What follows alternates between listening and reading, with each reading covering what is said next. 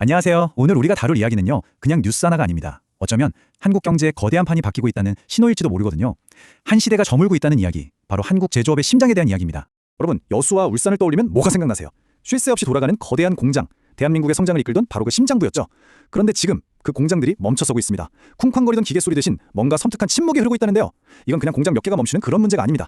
아니 도대체 어떻게 된 걸까요? 그렇게 잘 나가던 수십 년 동안 우리 경제를 먹여 살리던 그 강력한 엔진이 왜 갑자기 멈춰선 걸까요?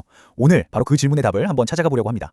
자, 그래서 오늘 이야기는 이렇게 진행될 거예요. 우선 이 석유화학 산업이 얼마나 대단했는지 그 화려했던 시절을 먼저 보고요. 그 다음에 도대체 왜 이런 위기가 찾아왔는지, 그 균열의 시작은 어디였는지 파헤쳐 볼 겁니다. 그리고 이게 단순히 한 산업의 문제로 끝나는 게 아니라 우리 경제 전체에 어떤 영향을 미칠지 그 파급 효과도 짚어보고, 마지막에는 우리 모두에게 던져진 아주 중요한 질문으로 마무리하겠습니다.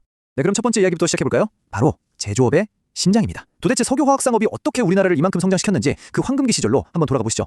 석유화학 산업 말이 좀 어렵죠. 근데 사실 이게 우리랑 제일 가까운 산업이에요. 한번 생각해보세요. 우리가 매일 타는 차, 손에서 놓지를 못하는 스마트폰, 지금 입고 있는 옷까지, 이 모든 걸 만들려면 뭐가 필요할까요? 바로 기초 재료가 있어야 하잖아요. 그 재료를 공급하는 말 그대로 모든 제조업의 뿌리가 되는 산업이라는 거죠. 모든 것의 시작점, 바로 거기입니다. 여기 숫자 5가 보이시죠? 이게 바로 과거 대한민국의 클래스를 보여주는 숫자입니다. 우리가 한때 이 석유화학의 쌀이라고 불리는 에틸렌 생산량으로 세계 5위 안에 들었다는 사실? 와, 정말 대단했죠? 생산량도 기술력도 그야말로 월드클래스였던 겁니다. 그러니까 석유화학이 그냥 하나의 산업이 아니고요. 자동차, 전자, 건설, 섬유, 대한민국의 대표 선수들이죠. 이 모든 산업을 떠받치는 거대한 기둥 역할을 해온 거예요. 자, 그럼 이 기둥이 흔들리면 어떻게 될까요? 그쵸? 이건 그냥 기둥 하나가 흔들리는 걸로 끝나지 않는다는 뜻입니다. 자, 그럼 이제 두 번째 이야기로 넘어가 보겠습니다. 이렇게 잘 나가던 황금기는 어떻게 끝을 맞이하게 됐을까요? 위기의 시작, 바로 거대한 중국의 그림자와 멈춰버린 공장들에 대한 이야기입니다. 여기서 한국과 중국의 전략이 완전히 갈립니다. 우리는요, 그동안 우리가 가진 기술력으로 쓸만한 제품, 그러니까 범용 제품을 만들어서 파는 데 집중했어요. 그런데 중국은 차원이 달랐습니다. 국가가 그냥 작정하고 밀어주면서 와, 이건 뭐 상상을 초월하는 규모로 공장을 짓기 시작한 거죠. 완전히 게임의 룰을 바꿔버린 겁니다. 그 결과가 바로 이겁니다. 글로벌 공급 과잉. 아주 간단해요. 중국이 어마어마한 물건을 막 쏟아내니까 전 세계 물건은 넘쳐나죠. 근데 그걸 사줄 사람은 그만큼 늘지 않은 거예요.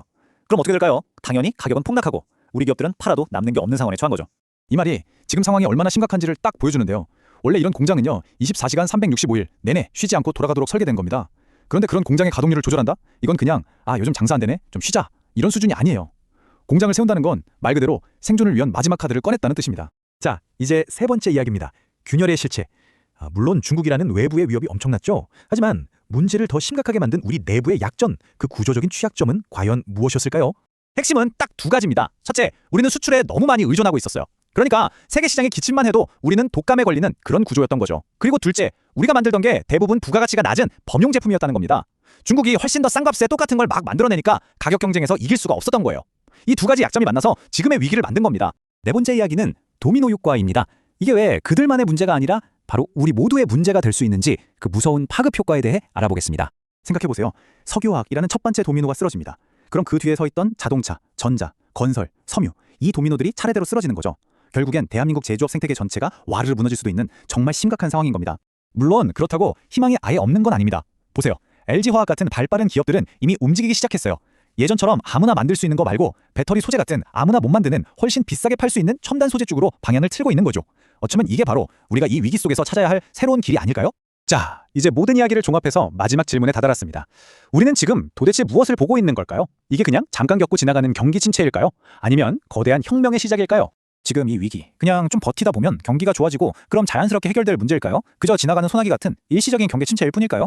아니면 이건 완전히 다른 이야기일지도 모릅니다. 중국이 세계 경제의 중심이 되고 전 세계가 친환경으로 바뀌는 이 거대한 흐름 속에서 우리가 수십 년간 써왔던 성공 공식이 이제는 더 이상 통하지 않게 된 걸까요? 대한민국 산업구조 전체가 뿌리부터 바뀌어야 하는 그런 거대한 대전환의 시작을 알리는 신호탄일까요? 여수와 울산 공장의 저 고요한 침묵이 바로 우리에게 이 무거운 질문을 던지고 있습니다.